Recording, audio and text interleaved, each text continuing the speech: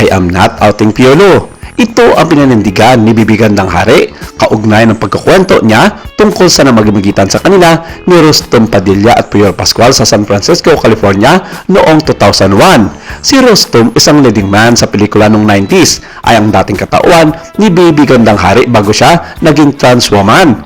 Nung nag-out si Rostom, nakagawa siya ng 2 pelikula. Ang Shasha sa Torna noong 2006 at Happy Hearts naman noong 2007. Pabalik-balik siya ng Pilipinas at US, ngunit sa kasalukuyan ay naninirahan na siya sa California, USA.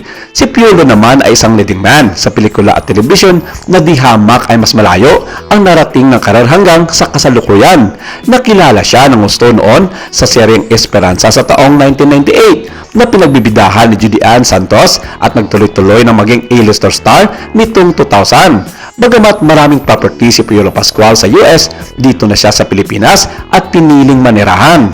Umani na naman kasi ng batiko si Bibi Gandang Hari dahil sa pagsisiwalat naman muli ng nakaraan nila ni Piolo at maraming hindi natuwa sa pag-out nito muli sa nananahimik at popular na kapamilya aktor. Sa kanyang vlog nito lamang April 29, kasabay ng pagsagot sa mga akusasyon sa kanya, may katarayang iginiit ni Bibi Ganda na hindi niya ibinisto ang sexual orientation ni Piolo Pascual sa mga panahong una nito isinawalat na nagkarelasyon pa sila way back sa Amerika. Ngunit tila may saring lohika si Bibi Gandang Hari. Pinayuhan pa ni Bibi si Piolo Pascual sa dapat nitong isagot kapag tinanong. Hindi raw maaring pumagit na ito sa lahat ng mga pagkakataon at paulain ang mga tao. Saad niya, kung nakikinig si Piolo, ito lang ang payo ko sa iyo, Piolo. Piolo, I am not outing you. I am only speaking or talking about my experience. Now, napakadaling sabihin na, that was just an experience. I'm a man. I'm straight man. Ang daling sabihin, pwede mo ring sabihin na, yes, maybe I'm gay, but you can't be. You can't be in the middle all the time and make people guess and make people fight people because people are insinuating who you are. Huwag daw hayaan ni Piolo na ma-define ang kanyang pagkatao sa ginagawang revelation ni Bibi Ganda. Sa puntong iyon, binanggit ni Bibi ang ginawa niyang pagdadlad sa kanyang sexualidad.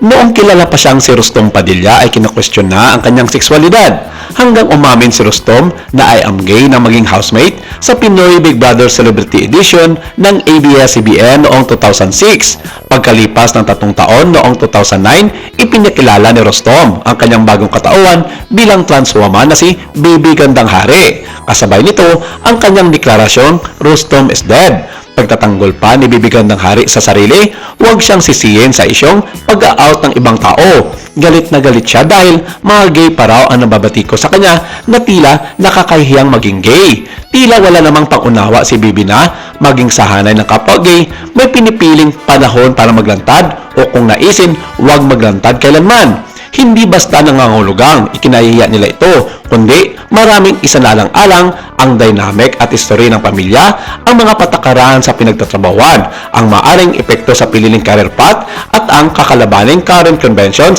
ng lipunan. Pero hindi naman pwedeng manahimik sa pagkakataong ito ang kampo ni Piolo Pascual. Sa isang artikulo na inilabas ng kilalang showbiz media portal online, sinabi ng kampo ni Papa P na hindi naman na dapat pang ulit-ulitin pa ni Bibi Gandang Hari ang matagal na nagsara ng mga usaping wala namang katotohanan.